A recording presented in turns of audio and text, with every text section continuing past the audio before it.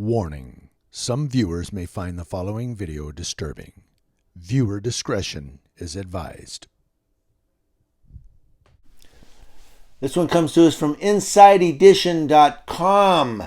This one was referred to me by a viewer of mine who commented and gave me the story. And I looked it up, and apparently a police officer on a scene pushed a man's bed down a hallway of a hospital in Rialto, California, while nurses continued doing chest compressions. Paramedics allegedly claimed there was a state law that kept them from entering due to COVID-19, but no law is in place. It's a very hard video to watch. Rialto Mayor Pro Tem Ed Scott referring to police camera video of fire personnel responding on November 11th. It's a break for a male not breathing. The 911 call for a male not breathing came from the Rialto Post-Acute Care Facility, where a Rialto police officer responded along with Rialto fire paramedics, who told the officer the patient had to be brought out to them. And that's when the officer went in. How good? Who's the will? They're not going to come in. They're saying it's a state law that they can't come in. It's a cardiac arrest. He's completely out. We're doing the pressure. We cannot move him. Inside the patient's room, several people are working on him.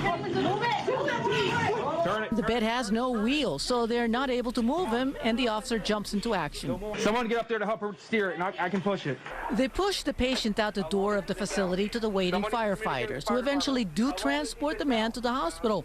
But 56-year-old Joseph Angulo died that night. And this is one where the police officer tried to do the right thing, and the paramedics are like, we ain't doing our job. The 56-year-old man was stricken with a heart attack, and paramedics allegedly refused to enter the acute care facility where he was taken ill out of fear of COVID-19. Well, then you need a new job. In fact, they should be terminated so they can go get a new job. I became aware due to a complaint from one of the employees down at the care center, so I reported it to the city attorney. We reached out to California's Emergency Medical Services Authority, getting a statement reading that, quote, upon acceptance of a call assignment, California paramedics cannot refuse service, i.e. assessment, treatment, transport, unless directed by law enforcement or if the scene is unsafe. Now, a police report on the incident says nurses in the facility were distraught and pleading for help. They wanted to save this guy's life. The police report continues, fire personnel insisted on the patient being brought to them outside before they began life-saving efforts and made no effort to assist me. Thank you for saying that, police officer. Love your report.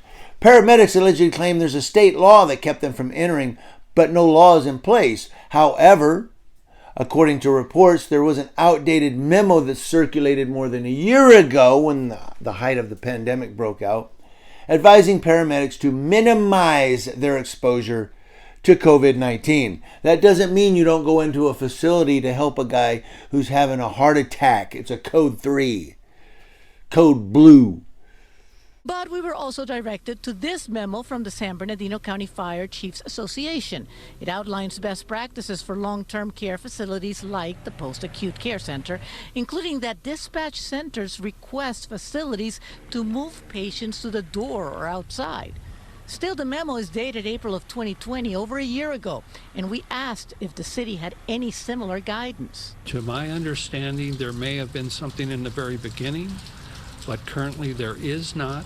At tonight's council meeting, this from an emotional Rialto mayor. I don't think there's any words that we can say, anyone, to underscore that we want to have a thorough investigation. Minimize your COVID-19 exposure, not avoid COVID-19 exposure. Minimize your exposure. That means when you have an emergency like this, I know what, got to do it. Let's minimize our exposure.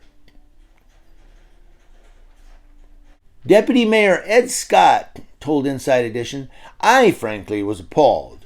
It's just horrific to think that your last moments, the help you needed, might not be there. Our officer frankly deserves a medal for going in and getting the patient out. The paramedics who were involved have been placed on leave pending an outside investigation. Of course they are.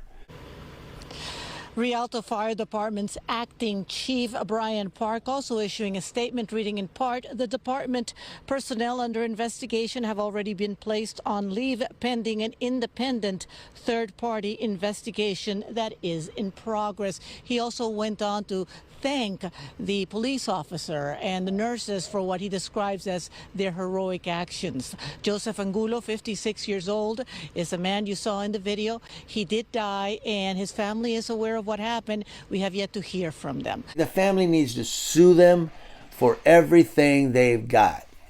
I'm sorry, but they do. You took the job. When the pandemic broke, you kept the job. You knew what the job was. You're not a taxi service. You're paramedics. Kudos to the officer for doing all he could to save this man's life. He's my little brother. It is difficult for Danny Angulo to speak about his brother, Joseph Angulo. The 57-year-old here in photos his family wants to remember him by, rather than the last images they saw of him. On a gurney at the Rialto Acute Care Facility, it's video obtained by Fox 11 from the body camera of a Rialto police officer who stepped in to push the gurney, along with staff trying to save Angulo's life when his heart stopped working. Start steering it, start steering it. Rialto Fire Paramedics had responded to the 911 call but waited outside the facility, asking the patient be brought out to them. As the police officer told the staff, They're not going to come in. They're saying it's a state law that they can't come in. Angulo died that night, the family saying they got a call telling them only that. Found unresponsive in his room. So that, we thought he just had a heart attack. We didn't know anything more. And then a few days later, my mom and dad sent me the text from the YouTube video of the Fox 11 News, coverage.